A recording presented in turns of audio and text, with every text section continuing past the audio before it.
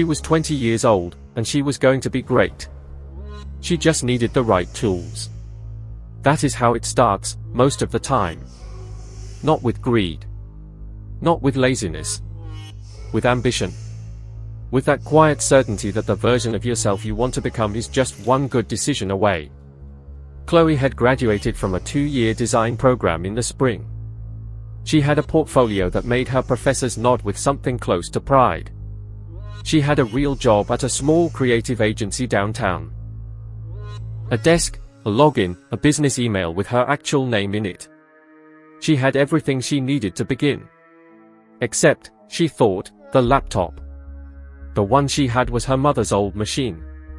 6 years old, crack in the lid covered with a black cat sticker, a fan that ran like a small animal always trying to catch its breath. When she opened her design software, she saved every few minutes not out of habit but out of survival. The machine would freeze without warning, a white spinning circle appearing like a tiny admission of defeat. It was slow. It was loud. It was, she had decided, the reason she was not yet the designer she was supposed to be. She told herself this so often it stopped sounding like an excuse and started sounding like a diagnosis. The pay was $31,000 a year.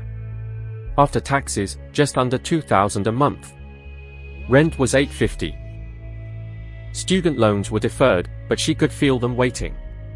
Her savings account held around $400, which she called her emergency fund the same way a person calls a flickering lighter their backup plan.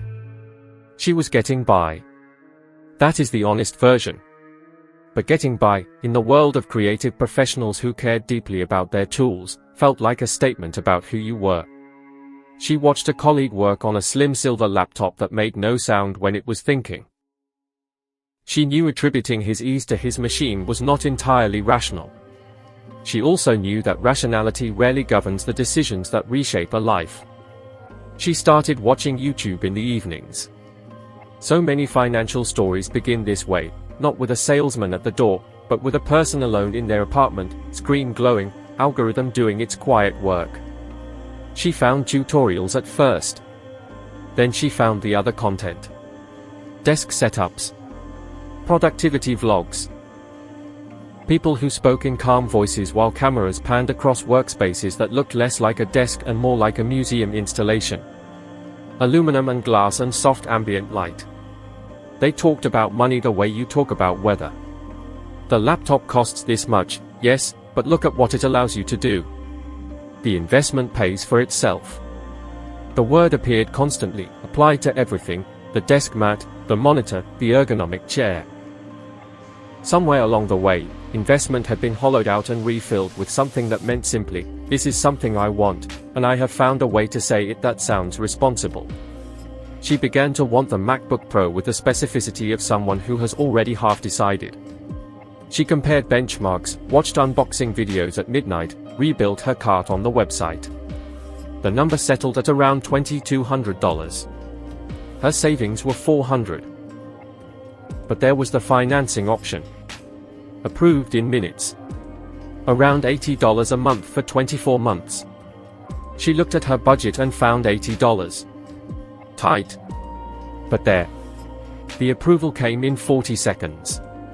She felt a warmth move through her, not the relief of having solved a problem, but the relief of having been told yes. She placed the order. The box arrived on a Thursday. The laptop was thin, silent, the most beautiful object she had ever owned.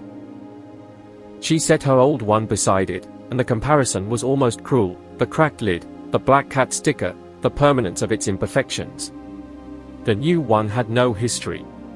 It was just a surface, waiting. The ecosystem revealed itself gradually, the way a tide reveals the shape of the shore. Within 2 weeks, she decided the trackpad was not precise enough for illustration work. A drawing tablet would change everything, $300 on the credit card. The tablet came with a stylus, but the premium one offered more sensitivity. $65. Added to the order. The apartment was noisy, so she found herself in an electronics store holding $350 noise-canceling headphones. She put them on and the world went quiet. She thought about the work she would do inside that silence. She put them on her credit card. The desk followed.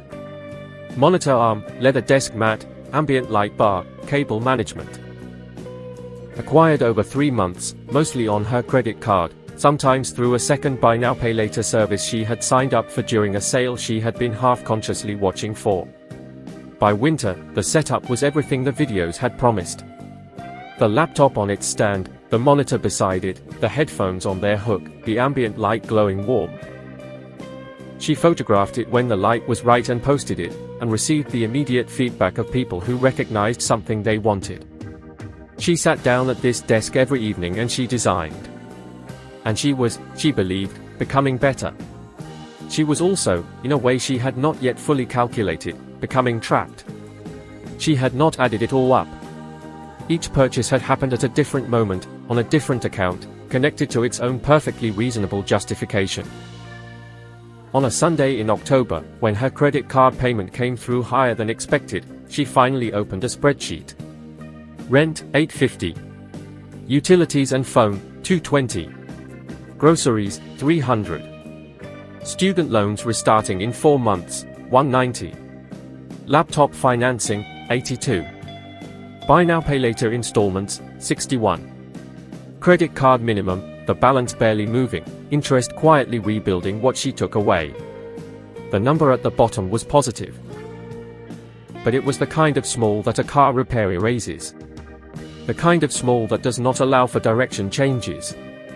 And she wanted to change direction. A better agency downtown had posted a junior role. She had opened the application twice. Then she looked at the financing schedule and did the instinctive math. If she left without something lined up, her savings would cover the payments for a while. Not long. A 2-month income gap and she would fall behind on the agreement she had scrolled past at 11 at night, proved in 40 seconds, warmth still in her chest. She withdrew the application 8 hours after filing it. The spring came. The other agency hired someone else. She saw the announcement online and felt something cold settle beneath her sternum, a stone that would not shift. 12 months of financing remaining. Credit card balance higher than before, despite months of payments. Savings unchanged. She had not moved forward. The current was not pulling her under, but it was not releasing her either. She thought about how a reasonable person can make decisions that, seen from a distance, add up to a trap. Each purchase had been thought about. Each had a reason. The logic was sound, in isolation. The problem was what it rested on. The assumption that better tools produce better work, that better work produces better opportunity, that the investment would therefore pay for itself. These things are sometimes true. Not automatically. Not guaranteed by the quality of the aluminum or the resolution of the display. They depend on timing, chance, luck, none of which appear in the financing calculation. She had bought the outcome before she had earned it. And the monthly obligations, the compounding interest, the schedule that owned her schedule, they had narrowed the space in which that life could grow. She had spent on liberation and bought constraint. She had made a design once, for herself alone, a simple overhead drawing of the desk. She had titled it, in a folder no one would open, Still Life with Everything I Cannot Afford to Walk Away From. In May, 14 months after the laptop arrived, she asked her manager directly for more responsibility. 3 weeks later she was assigned to a new project.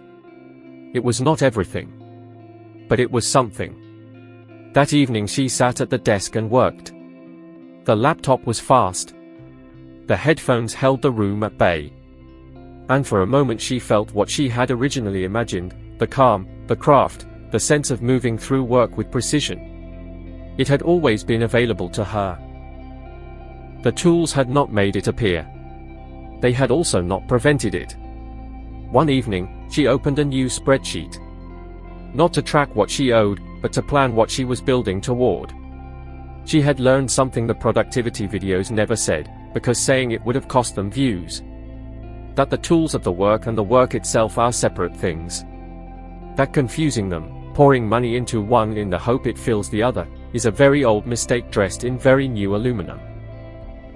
That the question is never only can I afford the monthly payment, But what does this payment cost that has no number? The freedom to change direction, to take a risk, to say yes to something new because you are not already committed to something old.